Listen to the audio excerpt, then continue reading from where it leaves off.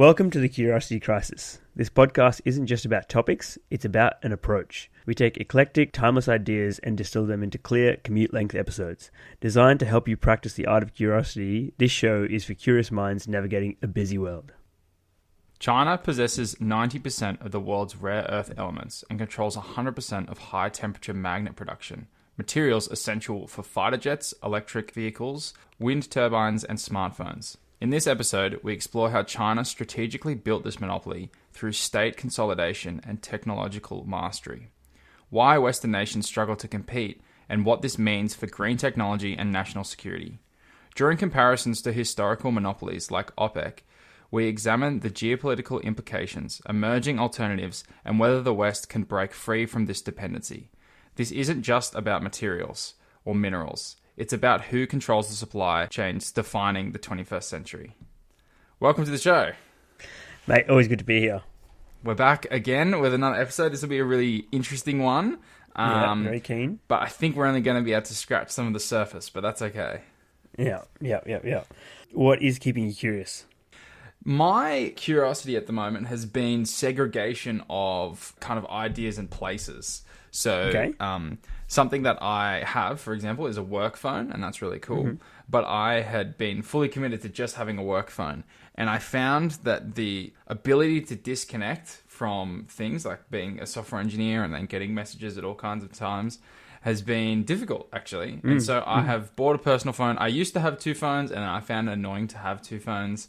But I have a strategy for having two now where I'm logged into everything on both. So they both have the same capability.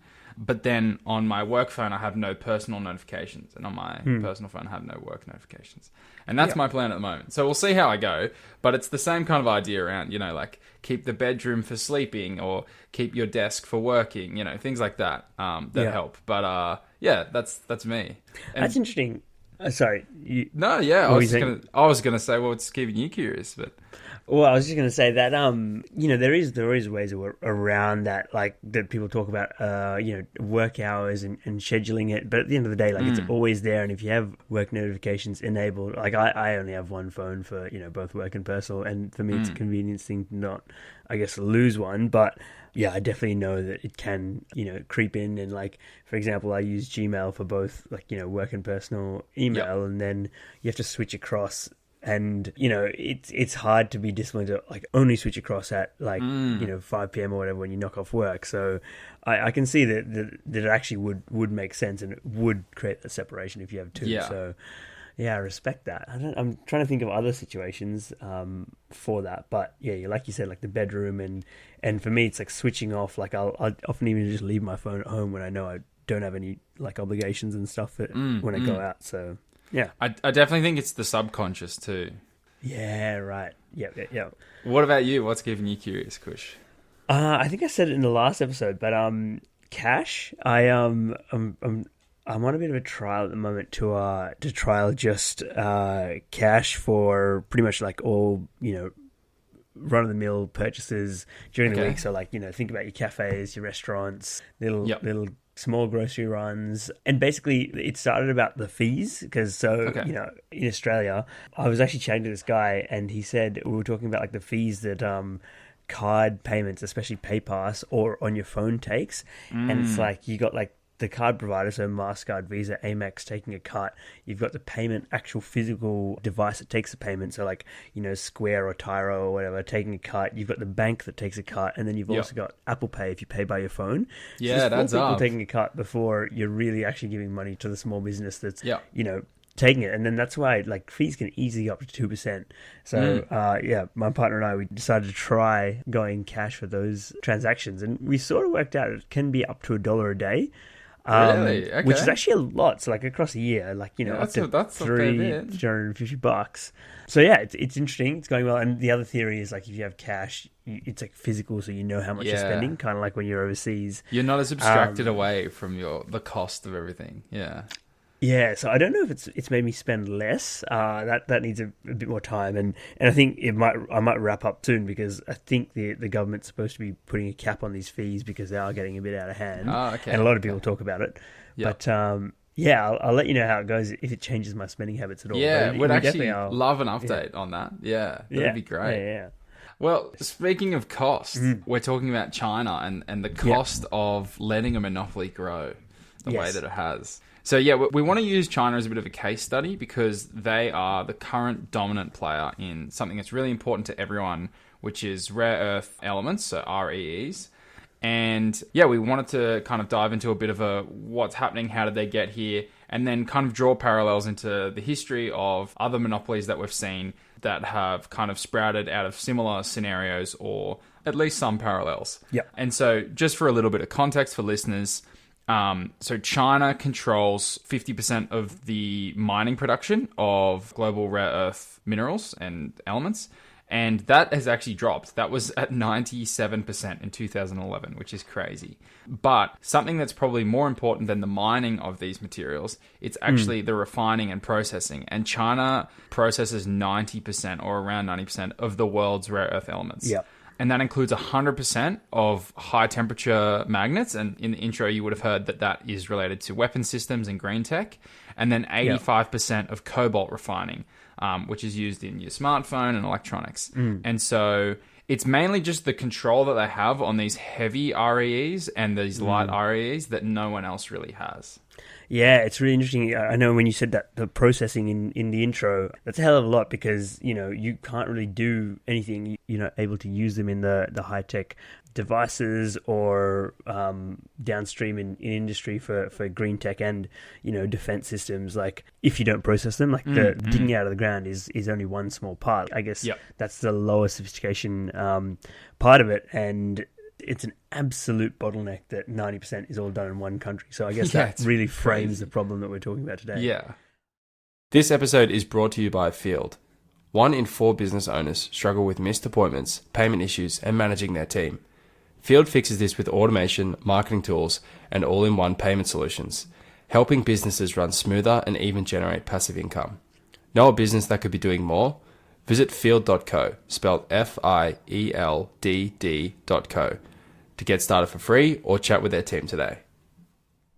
It's absolutely interesting. So to dig into this, like, why is that the case? I mean, there's lots of theories and lots of them are partially right about, the cost to do these things in China is a lot cheaper. But essentially how China achieved and maintains this control is that in Cold War era, the US policies inadvertently enabled China's growth by outsourcing the mining and refining to counter the Soviets' influence. And then I guess in China itself, the state, we've all heard a little bit about the CPP, CCP. I guess the consolidation of hundreds of small private mines into 6 state-owned big 6 firms from 2011 to 2015. And then I guess that the government was able to implement the use of production quotas and export restrictions, creating a 2-tier pricing system. So this enabled the growth and the development of that processing and those downstream industries in China because essentially the minerals were cheaper domestically and then more expensive for exports. So to use them to value add and grow, it was easier to do in-house and develop those supply chains at home. And then strict environmental regulations and crackdowns on illegal mining, so dynamiting unregulated operations. I guess they just sort of standardized the processes, in China and just developed them out to unassailable scale. The other is technological edge as you gain by just going all in on processes. So they perfected solvent extraction processes for refining. So originally that was a US innovation, but it was abandoned due to environmental concerns. But China was able to run with it and develop it. And then obviously all of this led to vertical integration. So building the entire ecosystem from the mining to the processing to manufacturing, and you result in things like rare earth magnets that are used in very, very high tech and expensive applications, all done from start to finish in one country. So I guess that's the history, but that's what brought us to where we are today. Yeah, I think you've touched on a really important point there as well at the end, which is about the technological edge that China now has. And so you mentioned that was this solvent extraction process that the US kind of innovated on, but then China adopted it and took it really far. And the reason that no other country seemed to do it was because of environmental concerns. And I think that actually is a key point here, is that a lot of countries, there's a lot of environmental concerns with refining and processing REEs, and they don't want that on their books, basically. So we here in Australia, for example, do something terrible, which is we dig things out of the ground, we ship it to China, they process it, and then we buy it back off them. And we're buying it at a premium, like that two-tier pricing that you're talking about before. And so it's one of those funny things where humanity doesn't really take a world view. We take a nation view. And in that standpoint, someone else is refining it, ruining the environment somewhere. But if it's not in your backyard, you don't care. But it's funny that a lot of Western nations have done this. And so we end up with no control, but we... Yeah, it's a funny scenario, but I think that's actually really, really pivotal, because they have the best refining and they might be damaging their environment, or they've gotten really good at it, so maybe it damages things less. But to catch up, there's a big cost there now. Yeah, and the thing is that what also adds cost and time to other nations doing it and doing it in-house and diversifying this supply chain away from just China is they will have to find a solution that meets their own regulations and environmental standards. So it's kind of a two-edged sword. Like, you don't want it to happen there, but yes, definitely. So then we kind of get into the geopolitical and economic implications. And so I think the two big things here is the dependency risk. So we talked about dependencies in the intro, which is kind of green tech and then defense systems. So for green tech, we're talking electric vehicles and wind turbines, solar panels, etc. And also, I mean, China's a huge exporter of solar panels anyway. But a lot of that helps that they have the REEs for it. And then we talk about defense systems. So that's fighter jets, missiles, comms gear. Because China controls the magnetic materials, that's really important as well. And so it kind of puts a lot of countries that if they don't have a good relationship with China, they're actually quite stuck. And at the very least, it will cost them a lot to get things shipped to other countries who are allowed to then sell it on. But there's some other implications there too. So yeah, there's really like a lot of strategic leverage. And then we talked about before, like the environmental costs. So refining REEs it's highly polluting. But China has absorbed that cost, and Western nations have outsourced it, and now, the ability to catch up is actually quite difficult. So, yeah. I mean, I guess we can see that all of that was evident in the intro you gave, but like, it paints a picture of just how big this leadership on the industry and these supply chains are, and how big a change or a challenge it is to bring it back into any sort of balance. But I guess there is responses and global responses and challenges to this dominance. So there is some attempts to diversify the supply chain. So I'll just go around the world here a little bit. Australia, close to us, there's a few companies focusing on high quality rare earth metals and downstream processing. So this one company, Linus Rare Earths, which is the largest non-Chinese producer, is trying to diversify supply chains away from processing everything in China. In Africa, Madagascar and Uganda are exploring reserves, but there's their own challenges in Africa with some infrastructure and cost challenges to getting projects up and running. And then Myanmar, or Burma, is the third largest producer, so nearly 11% of global output a couple of years ago. But again, is plagued by some unregulated mining and issues like militias and unstable political landscapes. Whereas in China, it is controlled. We talked about that; those big state-owned corporations, meeting quotas and being standardized. Like, they do have the conditions to work really efficiently and clinically over there. Then obviously also technological innovation. So the rest of the world does have incentive to try and come up with other solutions. So the US has initiatives like DARPA's EMBER program, which uses microbes for refining. And they're promising and meet environmental standards, that are different to what's in China, but, there's still 3 to 5 years from scalability. So again, it's going to be very hard to diversify that supply chain in the short term. And then there's obviously, we've talked about this, but the barriers to competition. So the high cost of building refineries and meeting, your own domestic environmental standards, and the economies of scale that China has makes it very hard for other nations, Western or otherwise, to sort of come up with this. And the other issue is, I guess, onshoring all of this production. It's a bit interesting because if you diversify away from China, but then, different countries and areas do little parts of it, then you still need an alliance. And if the same thing happens again, it's going to be an issue. And then it's going to be very costly for every country to to mine and process all of its own materials for their domestic industry. So it is a very complex problem. Yeah, it's a really hard problem. And we'll talk about some historical comparisons and then maybe jump into where we think things are headed and what the outlook kind of is. Yeah, because it is a really difficult problem to solve for a lot of nations that have a very vested interest in solving this problem. Exactly. Yeah, but if we look at some other monopolies, OPEC or OPEC was essentially, it was something quite similar related to oil in the 1970s. Lots of people will be familiar with this. But it was essentially quotas and export controls to manipulate the price of crude oil. And there are some differences there, but it was a similar situation where it was a monopoly on a commodity that everyone needed access to, and a similar flow-on effect that everyone needed to then find their own way. If you were not, one of these trade partners, you were interested in finding a way to get oil. So everyone would, you would go and discover, how can I solve this problem? And who can I have a relationship with that will help me do that? And we're in a similar situation with this China controls of refining and processing.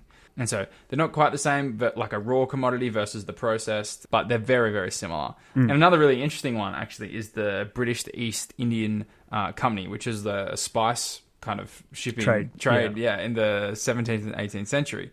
And so they monopolized the trade routes and production through England's colonial dominance. But what's really interesting in that is that it was probably more the trade route than it was actually the spice itself. Yeah. But that's the thing, right? If you have a fleet of ships that can ship around the world and no one else does, you have the monopoly on those spices or anything else that's being traded. Yeah. And so, yeah, I mean, China's state-driven model kind of mirrors that, but there's a bit of a modern industrial policy that's kind of, it's affected that.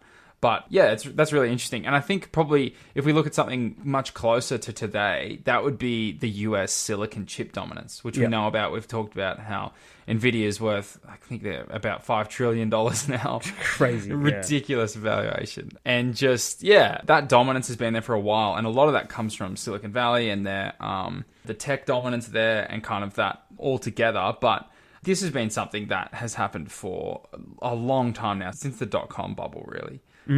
US has really grown into the monopoly on compute. Yeah. We're just taking a quick break. We'd love it if you did us a favor and gave us a 5-star review on your podcast streaming player. We'd really appreciate it. Yeah, well, it's interesting. Like, the first one you brought up around OPEC, it was affecting the supply chain of energy, oil for energy around the world. And then a lot of other pricing like gas and stuff is based off, in some ways, the oil price. And so controlling that was a huge, huge lever. And it's similar to these rare earths because they are so critical in massive industries and critical to nation security, like green metals for energy supply and then weaponry. So there's huge similarities, but also like ramifications based on controlling the world's energy supply. Oh, 100%. Yeah.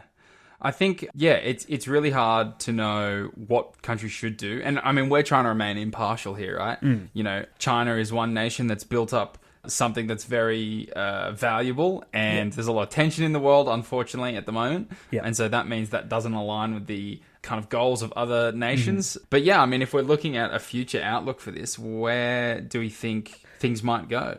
Yeah, well, I mean, with any big strategic play, I guess China's goals first and foremost is to maintain that dominance in downstream supply chain. So the really value-added stuff, processing and end products such as magnets, which are critical to industries, and they continue to treat these rare earths as a state resource. So there is that built political and operating system that really looks at the nation's wealth altogether with this, where it's probably a little different in other areas where it's individualized and more capitalist. But then Western strategies, obviously they, like all nations, have realized that this is an issue and a bottleneck and a struggle point. So there's definitely the look to reshore some of this refining capacity. So for example, the US efforts to revive domestic processing, a lot of that's going on around the world, and then partnerships. So this is what I talked about, where it might not make sense to do everything in the supply chain in one country or the value stream, but they're partnering with allies, for example, Australia and Canada, most of those Western democratic nations, to build alternative supply chains. So some of the companies we talked about today, there's new deals happening. But, looking out, longer term into the future, there's always long-term risks. So again, a bit like the Cold War, but the escalation of tech wars similar to semiconductor conflicts. So there is, other industries like, we talked about semiconductors and chips that, for example, the US has a stranglehold and a majority of the supply of.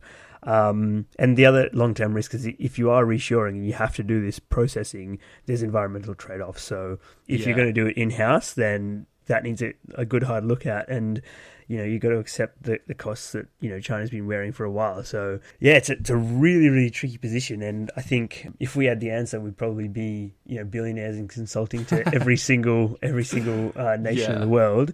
But I think it's really important to understand that problem deeply. I guess where do you see this issue going?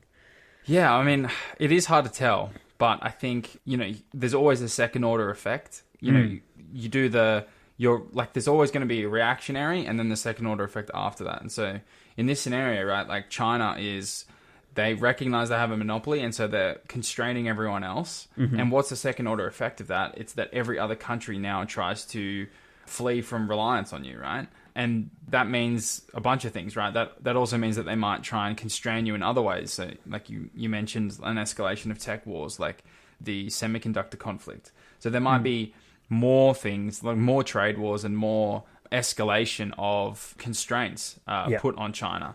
We could see other things like payment networks or something similar to how Russia was sanctioned. Maybe we see sanctions. I don't know what will happen, but I definitely know that there are always second order effects as to how everyone reacts in situations. And so it will be really interesting to see how things play out. Ideally, everyone gets along. Yeah, exactly.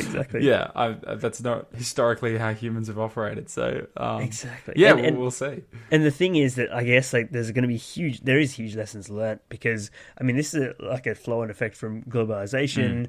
But the fact is, all of this stuff is required in the world, and the world will not stop. But going forward, if there is something really critical to the nation's security or energy, and I guess ultimately the economy, governments will be thinking a lot harder about can we trust where this is coming from? Like how do we ensure our supply? Like how do we make sure that this is something that we're always going to have? And alliances come in, but I guess when it all started and China was setting this up in decades ago, that was okay, but now it's really coming back to bite, and it feels really, really late in the piece. So that's going to be a lesson going forward, which is really interesting.